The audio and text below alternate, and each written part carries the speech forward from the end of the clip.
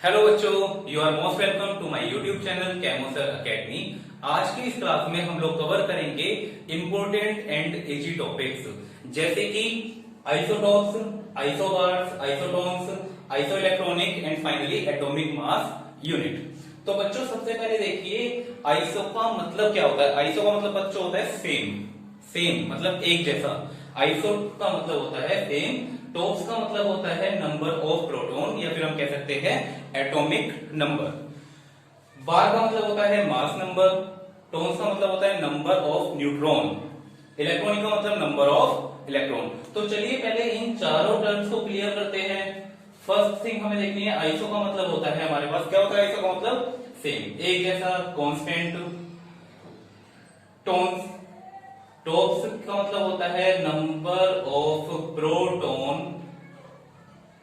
Z से हम note कर सकते हैं number of proton is equal to the atomic number.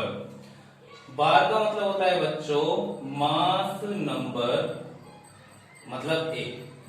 And isotones में मतलब टोन्स आ रहा है तो यहां पर टोन्स का मतलब है नंबर ऑफ न्यूट्रॉन मतलब n। तो बच्चों आप इसे इजीली ऐसे याद रख सकते हैं, न्यूट्रॉन के ऊपर चार्ज कितना होता है, 0 होता है। ठीक है, तो आइसोटॉप्स, चलिए मैं इन सबकी डिफाइन कर देता हूं। आइसोटॉप्स का मतलब क्या हुआ, atoms of same element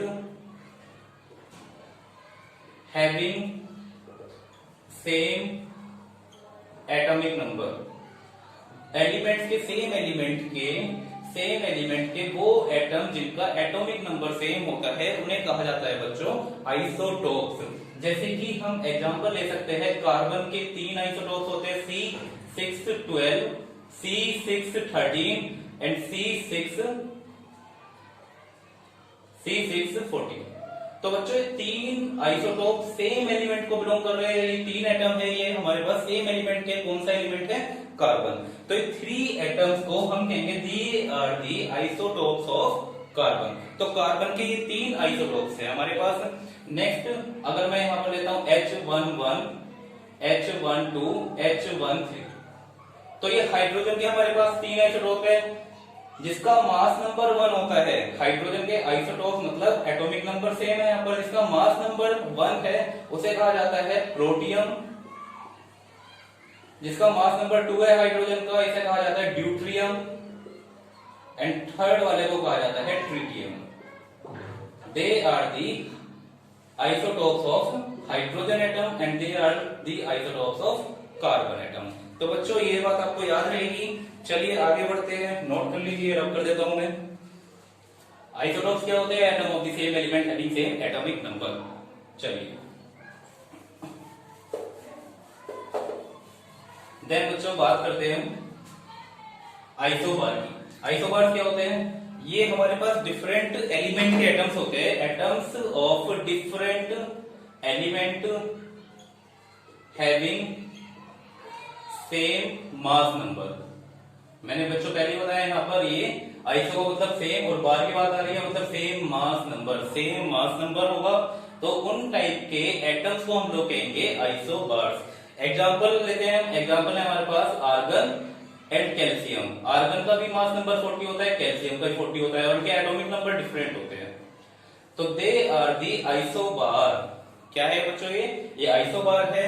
they are the atom of different element having the same mass number. Mass number same होगा और एटॉमिक नंबर डिफरेंट होगा। ठीक है बच्चों, क्लियर है ये एग्जांपल आपको। चलिए नोट कीजिए, नेक्स्ट करते हैं। They are the atom of different element having same mass number. Then बात करते हैं आइसोटोन्स की। आइसोटोन्स क्या होते हैं बच्चों, ये एटम्स होते हैं डिफरेंट एलिमेंट के जिसके पास नंबर ऑफ न्यूट्रॉन्स है, वो नंबर ऑफ न्यूट्रॉन सेम होते हैं। तो देखते हैं यहां पर atoms of different elements having same number of neutrons. तो बच्चों देखते हैं यहाँ पर atom of different element having same number of neutron. कौन कौन से एग्जांपल हो सकते हैं हमारे पास, कार्बन आइसोटोप का C12, 6C12 एंड एक हमारे पास नाइट्रोजन का आइसोटोप होता है N7 नाइट्रोजन, यहाँ पर 13, मतलब इसका मास नंबर होता है 13। अगर मैं यहाँ पर नंबर ऑफ न्यूट्रॉन कैलकुलेट करता हूँ कितने आ जाएंगे, 12 माइनस 6 इक्वल टू 6। और यहाँ पर अगर मैं न्यूट्रॉन कैलकुलेट करता हूँ क्या हो जाएगा, 13 minus 7 equal to 6। Then carbon का ये एटम और नाइट्रोजन का 7 13 वाला atom, they are the isotones, because they have the same number of neutrons। एक और एग्जांपल बच्चों मैं आपको दे देता हूं, यहाँ पर C613 और 7N14। यहाँ पर हमारे पास नंबर ऑफ न्यूट्रॉन कितने हैं, कार्बन के पास 13 माइनस 6 इक्वल टू 7, और न्यूट्रॉन नाइट्रोजन के कितने हैं यहाँ पर 14 minus 7 equal to 7। So they both are also the isotones, ये भी आइसोटोन्स है और ये भी आइसोटोन्स है। आइसोटोन्स क्या होते हैं, atom of different element having same number of neutrons. चलिए बच्चों नोट कीजिए, नेक्स्ट करते हैं।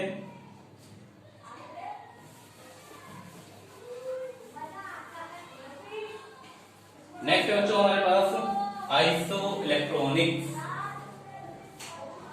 आइसो इलेक्ट्रॉनिक क्या होते हैं, इलेक्ट्रॉनिक मतलब number of electron same, number of electron मतलब वो एटम या वो ions having the some same number of electron. तो हम इसे डिफाइन कैसे करेंगे, एटम्स और ions having same number of electrons, मतलब नंबर ऑफ इलेक्ट्रॉन सेम होने चाहिए, चाहे वो एनायन हो, कैटायन हो या न्यूट्रल एटम हो, हमें किसी से कोई मतलब नहीं, हमें मतलब है किससे, नंबर ऑफ इलेक्ट्रॉन से। तो नंबर ऑफ इलेक्ट्रॉन यहाँ पर सेम होने चाहिए। बच्चों देख लेते हैं, हमारे पास नियोन का नंबर ऑफ इलेक्ट्रॉन कितने होते हैं, 10, क्योंकि इसका एटॉमिक नंबर 10 है। अगर मैं यहाँ पर बात करता हूँ सोडियम की, तो एटॉमिक नंबर 11, तो नंबर ऑफ इलेक्ट्रॉन भी 11 हो जाएगी। पर अगर मैं सोडियम प्लस की बात करता हूँ, यानी पॉजिटिव सोडियम कैटायन की बात, तो नंबर ऑफ इलेक्ट्रॉन यहाँ पर भी 10 हो जाएगी, एटॉमिक नंबर 11 और बट यहाँ पर नंबर ऑफ इलेक्ट्रॉन 10। मैग्नीशियम अगर 2 इलेक्ट्रॉन लूज कर देगा तो ये हो जाएगा 2 पॉजिटिव और इसमें नंबर ऑफ इलेक्ट्रॉन हो जाएंगे हमारे पास अगेन 10। एल्यूमिनियम अगर 3 इलेक्ट्रॉन लूज कर देता है, देन नंबर ऑफ इलेक्ट्रॉन 13 इसका एटॉमिक नंबर ऑफ इलेक्ट्रॉन यहाँ पर कितने बचे हमारे पास 10। फ्लोरीन जिसका एटॉमिक नंबर 9 होता है, नंबर ऑफ इलेक्ट्रॉन 9 होते हैं, अगर ये इलेक्ट्रॉन गेन कर लेता है देन नंबर ऑफ इलेक्ट्रॉन इसमें कितने हो जाएंगे 10। ऐसे यहाँ पर O2 negative number of electron equal to यहाँ पर भी 10। आ रही है बात बच्चों समझ में। ऐसे हम सेम यहाँ पर ले सकते हैं आर्गन का हमारे पास एटॉमिक नंबर 18, तो नंबर ऑफ इलेक्ट्रॉन भी 18। अगर मैं बात करता हूँ कैल्शियम 2 पॉजिटिव की, कैल्शियम का एटॉमिक नंबर 20 बट इसने 2 इलेक्ट्रॉन लूज किए हैं, तो नंबर ऑफ इलेक्ट्रॉन हमारे पास आ जाते हैं इसके भी 18। तो ये दोनों स्पेसीज आइसो इलेक्ट्रॉनिक है, ऐसे ये सभी स्पेसीज आइसो इलेक्ट्रॉनिक है। क्लियर है बच्चों। आइसो इलेक्ट्रॉनिक क्या होते हैं, वो एटम या वो आयन मतलब चाहे वो कैटायन हो आफ्टर लूजिंग द इलेक्ट्रॉन और आफ्टर गेनिंग द इलेक्ट्रॉन चाहे वो एनायन हो, तो आयन और atom having the same number of electron they are called isoelectronic species और सिंपल आइसो इलेक्ट्रॉनिक। चलिए बच्चों नोट कर लीजिए। चलो बच्चों देखते हैं, सबसे इंपॉर्टेंट टॉपिक है हमारे पास, वो है एटॉमिक मास यूनिट। तो एटॉमिक मास यूनिट मैं आपको बताता हूं होता क्या है, ये ज्यादातर बच्चों को समझ में नहीं आता है। तो सबसे पहले हम देख लेते हैं, ये एक यूनिट है जैसे metre, kilometre, second, nanosecond, ऐसी एक यूनिट को कहते हैं हम एटॉमिक मास यूनिट। ये यूनिट एटम के मास को रिप्रेजेंट करने के लिए यूज होती है, पहली बात। सेकेंडली इसकी जो यूनिट होती है, जो यूनिट का सिंबल होता है वो होता है AMU, एटॉमिक मास यूनिट, या फिर यू का मतलब होता है यूनिफाइड मास, जिसे हम पहले यूज करते थे, अब भी काफी बुक में आपको मिलेगा यू सिंबल। तो यू का मतलब भी एटॉमिक मास यूनिट होता है। तो इसकी जो सिंबल होता है यूनिट का वो होता है AMU या फिर सिंपल यू। तो बच्चों ये तो याद रहेगा आपको, एटॉमिक मास यूनिट का सिंबल होता है AMU या सिंपल यू। तो बच्चों देखिए, सबसे पहले एटॉमिक मास यूनिट हम कार्बन एटम के रिलेटिव ना लेकर पहले लेते थे हम हाइड्रोजन एटम के रिलेटिव। तो ऐसे लिखते थे कि एटॉमिक मास यूनिट को हम डिफाइन करते थे, it is equal to the mass of atom of hydrogen one isotope. मतलब हाइड्रोजन का वो आइसोटोप हमें लेना है जिसका मास नंबर 1 होता हो। ठीक है, तो देखिए जिसका मास नंबर 1 होता है उस हाइड्रोजन के एटम के जो भी यूनिट होगी वो होगी 1 एटॉमिक मास यूनिट। ऐसा हम पहले लेते थे, बट एक्चुअली में हमारे पास हाइड्रोजन का एटॉमिक मास जो होता है, एटॉमिक मास वो होता है 1.008। यहाँ पर देखिए, यहाँ पर हम 1 ले रहे हैं और यहाँ पर हम 1.008 ले रहे हैं। 1.008 अगर मैं छोटी क्वांटिटी के लिए बात करता हूं तो फ्रैक्शन बहुत बड़ा नहीं हो पाएगा, बट अगर मैं कोई एक ऐसा एटम ले लेता हूं जिसका एटॉमिक मास 200 है, 200, तो देखिए अगर मैं सिंपल 200 वाला लेता हूं, कोई भी एक एटम जिसका मास हमारे पास है 200, ये हमारे पास क्या है, मास है। तो अगर 1 एटॉमिक मास का मतलब ये है, 1 एटॉमिक मास का मतलब ये है, तो 200 एटॉमिक मास से अगर मैं इसे मल्टीप्लाई कर देता हूं तो कितना हो जाएगा, 200 और इंटू 1.6, मतलब कि 201.6। मतलब कुछ एरर हो गई यहाँ पर एटॉमिक मास में। एक्चुअली में आना हमारे पास 200 चाहिए था, मास हमारे पास 200 है, पर जब हमने इस एटॉमिक मास से मल्टीप्लाई किया इसे तो ये आ गया 201.6, विच इज इनएक्यूरेट, या फिर जिसमें क्या है हमारे पास एरर है कुछ। तो एरर होने की वजह से इसके बाद हमने इसे कुछ सिंप्लीफाई किया और ऑक्सीजन का लेने लगे हम। ऑक्सीजन से रिलेटिव हम एटॉमिक मास यूनिट को डिफाइन करने लगे।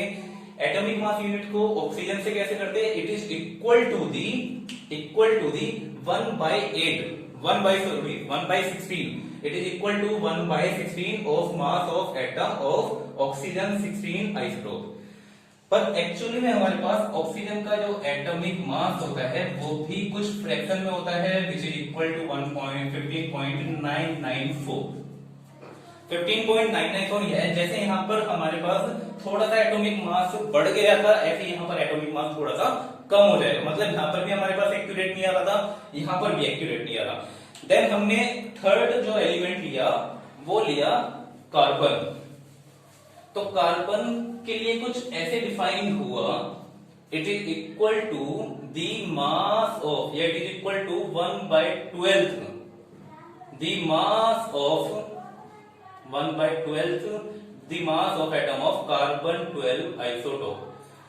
तो बच्चों यहाँ पर हमने नोट किया जो कार्बन है उसका एटॉमिक मास, अगर मैं कार्बन 12 की बात करता हूं तो इसका atomic mass it is exactly equal to 12। तो 12 का अगर मैं 1/12 कर देता हूं तो विच इज इक्वल टू 1। तो यहाँ पर कोई एरर हमें नहीं दिखी, एरर ना दिखने की वजह से हमने एटॉमिक मास यूनिट को डिफाइन किया कार्बन से रिलेटेड, या फिर कार्बन को रिलेटिव लेकर हमने एटॉमिक मास यूनिट को डिफाइन किया। आई बच्चों बात समझ में क्या हुआ। तो 1 एटॉमिक मास यूनिट क्या है हमारे पास, कार्बन 12 आइसोटोप का जो एटम का मास है उसका 1/12 कर दो, एटॉमिक मास यूनिट आ जाएगी, which is exactly equal to 1। जो हाइड्रोजन के और ऑक्सीजन के केस में थोड़ा 1 से ज्यादा हो जा रहा था या थोड़ा 1 से कम हो जा रहा था, बट यहाँ पर हमारे पास एक्जैक्टली 1 के इक्वल आने की वजह से ये यहाँ पर एरर खत्म हो जाती है। तो हम यहाँ पर बेस्ट डिफाइन करने के लिए कार्बन 12 आइसोटोप का यूज करते हैं। तो थैंक यू बच्चों, आज के लेक्चर में हम इतना ही पढ़ेंगे। Thank you so much for